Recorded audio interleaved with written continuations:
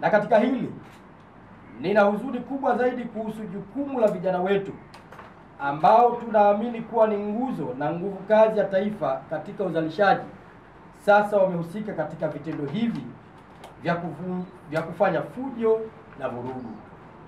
Ndugu zangu wanahabari, ninakemea na kulaani kwa dhati vitendo hivi, kwa sababu sio tu kwamba vinakiuka sheria na utaratibu wa jamii, bali pia vinahatarisha maisha ya wengine na maendeleo ya taifa letu kwa ujumla. Lakini naumia zaidi kuona vurugu hizo zikiratibiwa na vijana wenzetu ambao wengi hawapo Tanzania na baadhi sio raia wa Tanzania ama wa nchi yetu ama taifa letu tena, na huenda hawatarudi tena hapa nchini. Wao kwa kushirikiana na watu wasioitakia mema Tanzania wanashawishi vijana waliopo Tanzania kupitia mitandao ya kijamii kufanya vurugu katika taifa letu, huku wao wakiwa wanastarehe nchi za nje wakitunzwa na wale waliowatuma. Nchi yetu wanaichoma moto huku wao wakipokea malipo. Bahati mbaya sana waliwarudi vijana waliokuwa na nia njema, wakidhani ni kusanyiko la halali kueleza maoni yao, lakini kumbe wenzetu walikuwa na nia mbaya. Vijana wapendwa, na wauliza, je, vurugu hizi zimewapa nini wale walioshiriki? Je, vurugu na maangamizi yaliyofanyika yanafaa kwa taifa linalotafuta maendeleo? Katika baadhi ya video tumeona vijana wenzetu wakivunja, kuiba, kuchoma moto, kutishia wenzao, kuchoma vituo vya mwendokasi, zahanati, vituo vya polisi, kuchoma maduka na vituo vya mafuta vya watu binafsi.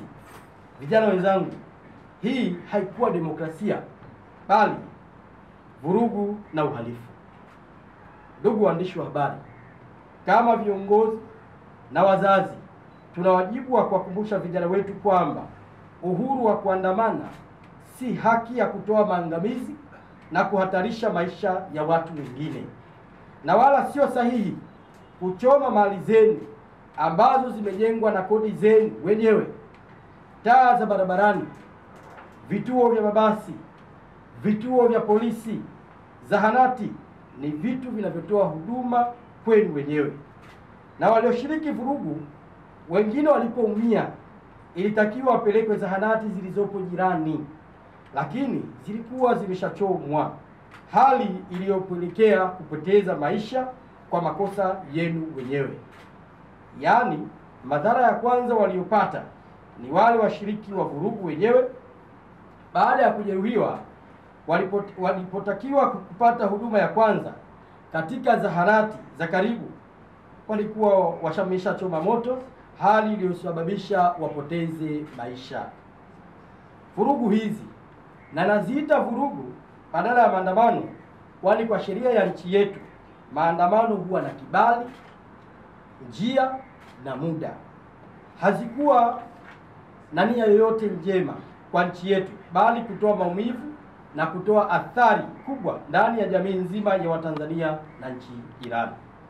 Vurugu hizi zilisababisha kufungwa kwa biashara nyingi, hasa katika maeneo makubwa kama Dar es Salaam, ambako masoko yalisimama na shughuli za kiuchumi zilisimama, hali iliyosababisha hasara kubwa kwa wafanya biashara wadogo na wakubwa na kuathiri maisha ya kila siku ya mwananchi. Katika hili sote ni mashahidi, kwani amri ya kukaa ndani imetutesa wengi na kuathiri familia nyingi zenye kipato cha chini ambazo ni asilimia kubwa ya Watanzania. Ndugu zangu wanahabari, aidha vurugu hizo zimeathiri biashara ya kikanda, hasa kwa nchi jirani kama Kenya, Malawi, Zambia, Rwanda, Kongo, Burundi na Uganda, ambao hutegemea bandari yetu katika usafirishaji wa bidhaa muhimu kama mafuta na mazao. Kwa hiyo, vijana wenzangu, tunapofanya vurugu hapa Tanzania, athari zake haziishii hapa Tanzania. Maumivu yanasafiri hadi kwa vijana wenzetu wa nchi jirani. Lakini leo nisisimame tu hapa kulaani, Nimesimama pia kuwahamasisha nyinyi wote, vijana, wazazi na jamii, kushikamana na amani. Amani ndiyo msingi wa maendeleo ya Tanzania yetu, na Tanzania yetu hii imejengwa na urithi wa amani tangu uhuru, na hivyo amani ndiyo iliyotufungulia milango ya uwekezaji katika sekta zote muhimu za kiuchumi. Hivyo kucheza na amani ni kucheza na uchumi, uzalishaji na ajira. Vijana wenzangu wapendwa, mnapoamka kila asubuhi kwa vurugu za aina ile, wafikirieni wale wanaotegemea amani ili kupata chakula au mahitaji muhimu ikiwemo nyinyi wenyewe. Vijana wenzangu, mnapotoka kufanya vurugu, wafikirieni wazee wanaofuata dawa katika hospitali ambazo vurugu zimewafunga wasifike. Mfikirieni mama mjamzito anayetaka kwenda kujifungua. Mfikirie mtu anayetaka kwenda kupeleka chakula kwa mgonjwa. Ufikirie kwamba pana, na ukifikiria kwamba pana, huwezi kukubali kufanya vurugu, kwani unaathiri shughuli nyingi za wenzio. Ndugu waandishi wa habari, amani si udhaifu, ni nguvu ya kutoa maendeleo endelevu. Hebu tushikamane na tuzungumze kwa pamoja, na sio kuwa na mitazamo ya kufanya vurugu. Tushiriki katika mchakato wa kidemokrasia kupitia chaguzi na mazungumzo na sio vurugu. Amani ndiyo itakayofungua au itakayotufungulia milango ya maisha bora na sio vurugu.